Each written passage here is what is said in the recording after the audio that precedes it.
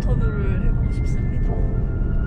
옛날에 그 프로그램 중에 택시라고 있었잖아요. 택시 타고 인터뷰하는 그런 것처럼 우리 감동위에서 인터뷰를 하는 거죠. 공정여행사 얘기부터 해보겠습니다. 제가 이제 2019년 4월부터 공정여행사에 들어갔잖아요.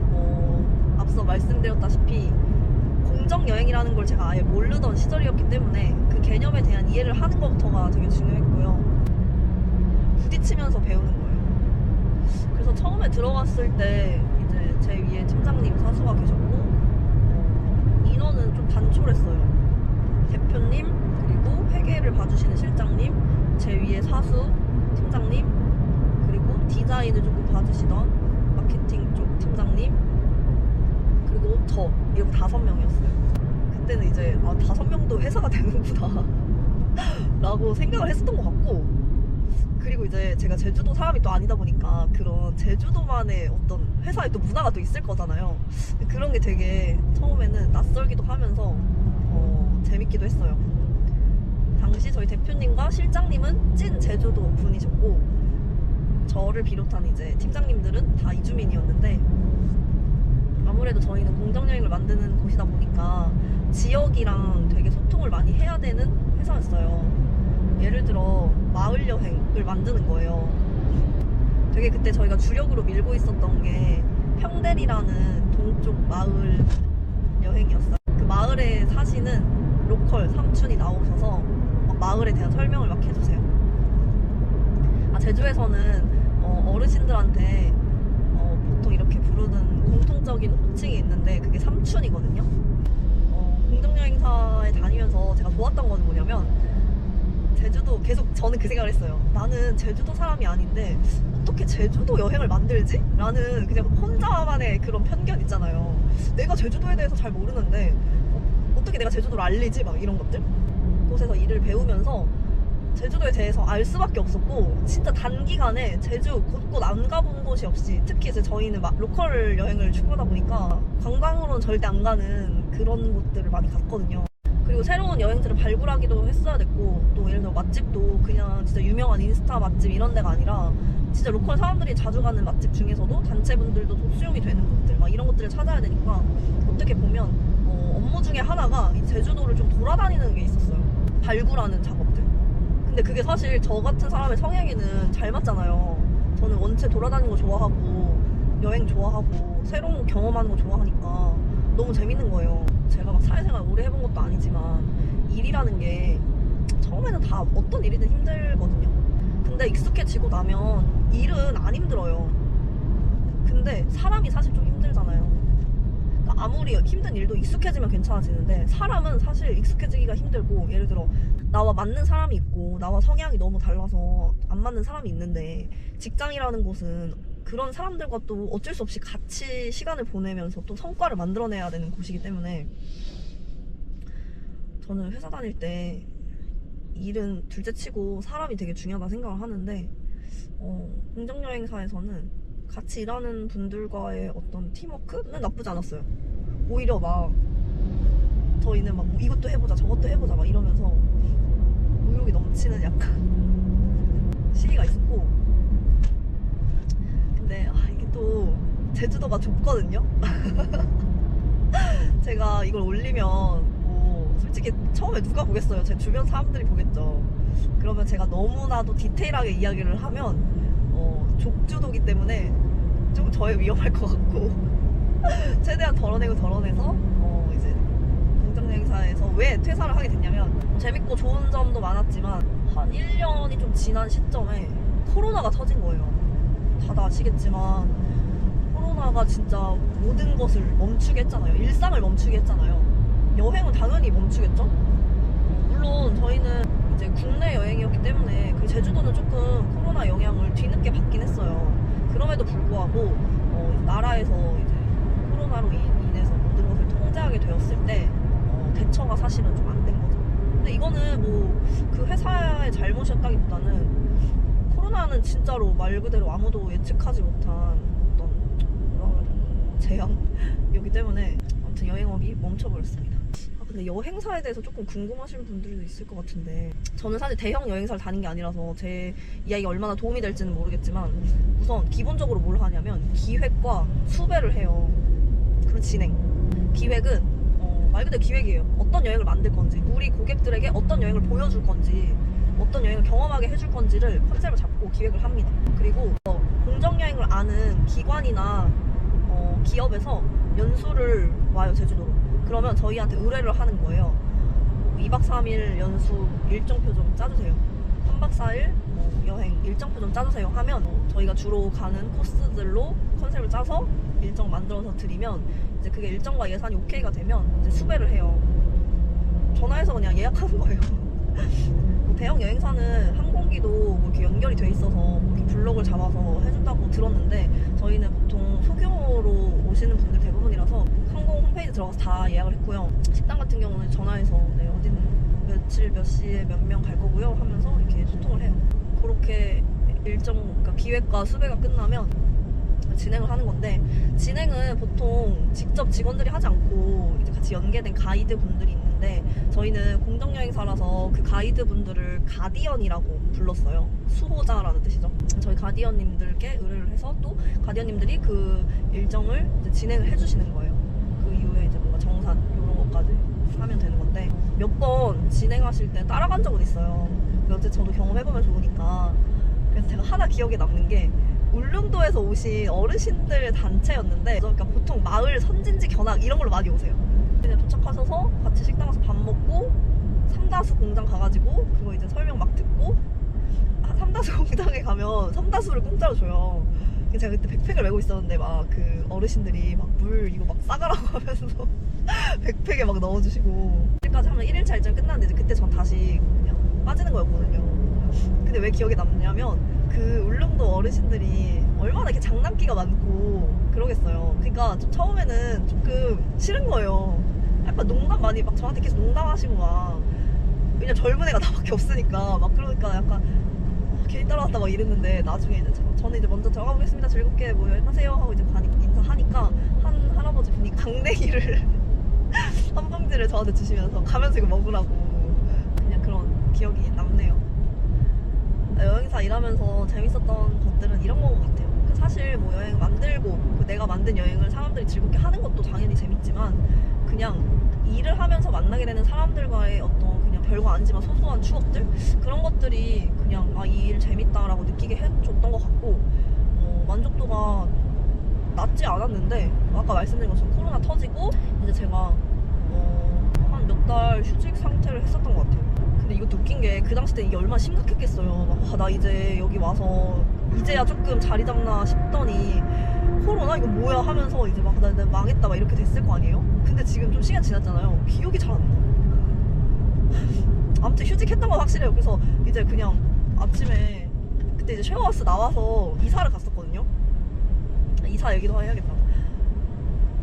제가 쉐어하우스 이제 살았잖아요. 6개월을 살았어요. 근데 거기가 뭐 위치도 그때 말했던 것처럼 신제주에 있고 뭐 생활권 나쁘지 않았는데, 이제 차도 생기고 이러니까 괜찮았는데, 여름에 장마철에 집에 바퀴벌레가 너무 많이 나오는 거예요. 근데 제가 진짜 벌레 다 괜찮거든요. 저희 어릴 때 시골에 살아서 벌레 다 괜찮은데 바퀴벌레 진짜 싫어해요, 진심으로. 근데 진짜 바퀴벌레가 어떠냐면 이만해요. 진짜 자는데 바퀴벌레가 기어가는 소리가 들릴 정도로 커요. 그래서 어느 날은, 그날 장마라서 막 비 오는 날에 엄청 축축하고 막 제주도 막 엄청 습하거든요. 제주도 이런 낭만을 깨는 걸 수도 있지만, 제주도 살아보니까 진짜 개습하고 막 아무튼 그 불편한 것도 많아요. 근데 그날 밤에 이제 잘라고 딱 누웠는데 뭐가 이런 소리가 나는 거예요. 근데 설마 아니겠지 하고 눈을 떴는데 벽에 아까 그만한 바퀴벌레가 붙어있는데 진짜 소리도 못 지르고, 그래서 일어났어요. 걔가 또 얼마나 빨라요. 근데 중요한 건 이거잖아요. 바퀴벌레는 눈에 띄는 순간 이미 수천 마리가 이제 있다는 거기 때문에 막 이제 소름이 너무 끼치고, 우선 죽여야 되니까, 어떻게든 죽여야 되니까 거실에 바퀴벌레 약이 있대요. 그 에프킬라 같은 거. 그래서 내가 진짜 너무 싫어하면서 이제 그걸 가져가 그 한밤중에 바퀴벌레한테 뿌렸는데, 걔가 막 날라가지고 막 커튼에 막 붙고 막 이지랄 해가지고 막 이러면서 막 해서 했는데, 어쨌든 이제 약을 진짜 엄청 뿌려서 죽였어요. 근데 더 중요한 건 뭐냐면 바퀴벌레가 죽어도 걔를 집어서 버려야 되는데 나는 그것조차 싫은 거예요. 그래서 진짜 그때가 휴지 한 통 다 쓴 것 같아. 휴지를 진짜 엄청 막 뜯어가지고 그 위에 막 산처럼 쏟아가지고 막 이렇게 해가지고 버리고 뭐 어쨌지 이제 그 뜬 눈으로 밤을 지새웠어요. 제가 그래서 이제 엄청 찾아봤어요. 제주도 바퀴벌레. 근데 이게 제가 봤던 바퀴벌레가 엄청 컸잖아요. 그게 이제 보통 뭐 밖에서 유입되는 경우가 많대요. 큰 바퀴벌레들은. 그러니까 집 바퀴는 되게 조그만데 그런 대왕 바퀴벌레는 뭐 외부에서 유입될 확률이 높다. 그러니까 뭐 창문 같은 거 잘 닫아라고 이런 얘기가 있더라고요.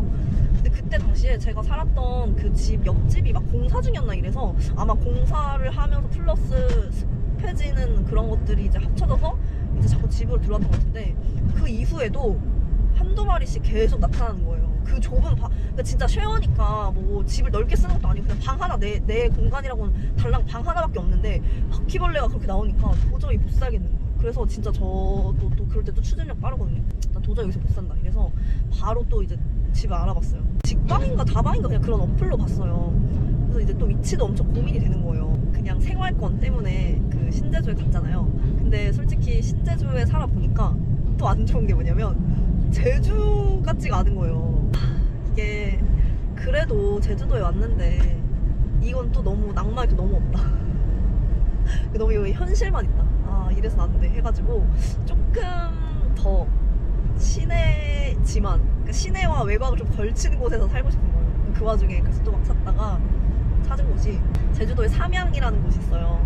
그러니까 시내에서 동쪽으로 넘어가는 약간 길목에 있는 곳인데 거기가 이제 그 삼화지구라고 해가지고 좀 개발되고 있는 곳이랑도 붙어 있고 또 앞엔 바로 또 삼양 그 검은모래 해수욕장 있거든요. 그 바다도 바로 앞에 있고 하니까 약간 이제 생활권도 보장이 되면서 제주스럽기도 한 약간 그런 곳을 이제 발견한 거죠.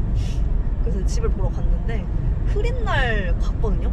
엄청 날씨 우중충한 날 갔음에도 불구하고 유리창에 이제 바다가 쫙 보이는데 너무 좋은 거예요. 와 이게 약간 또 다시 이게 약간 제주지. 이런 데 살아야 되지 그게 된 거예요. 근데 그때 당시 거기 월세가 사실은 55만 원이었어요. 솔직히 비싸잖아요. 지금 생각하면 뭐 후회하진 않아요. 후회하진 않는데 55만 원이 사실 좀 비싼데 그럼에도 불구하고 우선 저는 그 쉐어하우스 빨리 나가고 싶었고 그래 기왕 사는 거 좋은 데서 1년만 살아보자. 55만 원? 그냥 살자 이래가지고 계약을 해요. 근데 이제 부모님한테는 사실 55만 원이라 말 못하고 이사 간다 말하니까 이제 부모님 물어볼 거 아니에요. 얼마냐 이랬는데 제주도도 집 비싸지 않냐 얼마냐 이러는데 한 달에 40만 원이야 좀 비싼데 방 하나 더 있어 거기 옷방으로 쓰면 돼 막 이러면서 거짓말을 치고 50만 원짜리 집에 살았죠. 결국 이제 바퀴벌레 때문에 이사를 한 거예요. 그냥 아침에 일어나면 삼양에 원당봉이라고 오름이 있거든요. 그냥 거길 가는 거예요. 아침에 일어나서 바다 보면서 걸어가가지고 원당봉 올라가고 내 인생은 어떻게 되는 걸까? 난 뭘 해야 될까 이제? 코로나는 언제 끝날까? 막 이런 생각하면서 또 우울하게 사는 거죠. 여기서 중요한 건 뭐냐면 제주도에 산다고 하면 보통은 와 부럽다라는 생각을 할 거예요. 어디에 사는지는 그렇게 중요하지 않을 수도 있어요. 왜냐면 뭐 바다 있고 산 있으면 뭐예요? 내 마음이 지옥 같은데. 그러니까 그때는 당장 이제 말했잖아요. 월세는 50만 원씩 나가지. 나의 앞날은 캄캄하고. 좀 그렇게 우울한 시간들을 보내다가 코로나는 끝날 기미가 안 보이고 그러던 와중에 어떤 기회의 손길이 옵니다. 제가 다녔던 공정여행사가 사회적 기업이었어요. 사회적 기업도 아마 개념 모르시는 분들 많을 텐데 저도 사실 거길 다니게 되면서 또 알게 된 개념이기도 했고 사회적 기업이다 보니까 사회적 기업을 이렇게 지원해주는 어떤 센터가 있어요.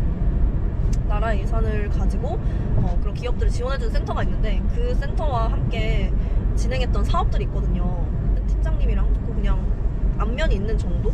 제가 이제 휴직을 하고 좀 쉬고 있던 그 기간 동안 연락이 오신 거예요. 요즘 어떻게 지내냐 좀 얘기 들었다. 그러니까 이제 아까 말했잖아요. 족주도니까 서로 소식 거의 다 알아요. 그래서 내가 그냥 요즘에 그냥 쉬고 있죠 이렇게 하니까 이번에 우리 팀에서 사람 이렇게 뽑는데 공고가 이제 올라갈 거다. 혹시 생각 있으면 지원을 해보면 좋겠다 라고 사실은 제안을 해주신 거죠. 그러니까 이게 막 너 하면은 뽑아줄게 이런 게 아니라 우리 이렇게 자리가 생길 거야. 근데 너 한번 해볼래? 라는 그냥 진짜 정보를 주신 거예요. 근데 솔직히 그때까지 저는 그 센터가 약간 준 공공기관 같은 느낌이거든요. 이거 나라 예산을 집행하는 곳이니까. 근데 저는 사실 살면서 공무원 이런 거 할 생각 한 번도 해본 적 없고, 그때 제안을 왔을 때 당연히 감사했죠. 어쨌든 나 같은 그냥 나부랭이 생각해가지고 연락 주신 것 자체가 엄청 감사한 거예요. 근데 또 한편으로는 근데 내가 이런 일을 할 수 있을까? 재밌을까? 그래서 약간 전 재미가 중요한 것 같아요. 재밌을까? 재미없을 것 같은데 약간 이런 생각? 근데 그런 고민을 조금 하다가 내린 결론은 뭐였냐면, 제가 그 당시에 코로나를 겪으면서 정말 이게 생계가 약간 위태로워지니까 그냥 오히려 그래, 안정적인 게 짱인가? 도전이고 뭐 이런 거 다 좋지만 그냥 안정적인 삶이 좋은 건가? 라는 생각이 조금씩 들게 된 거예요. 그때 이미 나이가 또 2년이 또 지나 있었으니까 29이잖아요. 제가 처음에 27에 제주도 내려와서 28에 여행사를 들어갔는데 코로나가 터진 게 29이잖아요. 그 이제 9수라고 제가 그런 약간 의미부여하는 거 좀 있거든요. 9수라고 막 내 인생 어떻게 되는 거야 막 이러고 힘들어하고 있는데, 그렇게 뭔가 누군가가 이제 또 내려준, 어떻게 보면은 동아줄? 동아줄이 썩은 동아줄인지 튼튼한 동아줄인지는 모르지만 잡아보자 이렇게 생각이 든 거예요. 그래, 안정적인 삶 한번 가보자 해가지고 이제 이직 준비를 합니다. 뭐 이직 준비할 건 사실 뭐 제가 또 사회적 기업에 다녔지만 사회적 경제에 대한 이해는 또 떨어지잖아요. 그래서 또 사회적 경제에 대한 어떤 공부도 좀 더 틈틈이 하고. 근데 진짜 웃긴 게, 이게 어떻게 보면 제가 출판계획 일하고 여행계획 일하고 이제 그쪽으로 센터로 넘어가는 거는 사업기획팀이었거든요. 근데 뭐 기획이니까, 같은 기획이니까 라고 생각했던 것도 있고, 그냥 오히려 저의 약간에 보면은 여러 가지 경험이 도움이 될 거라 생각을 했어요. 그래서 이제 아무튼 이제 서류는 통과가 됐고 면접이 돼서 이제 갔는데 면접은 이제 좀 사실 썩 잘 보지 못한 거예요. 그러니까 말을 못하진 않았는데 그냥 엄청 만족스럽지는 않았다라는 생각이 들었어요. 근데 이제 아니나 다를까 결과 발표일이 됐는데 떨어진 거예요. 그래서 그거 아세요?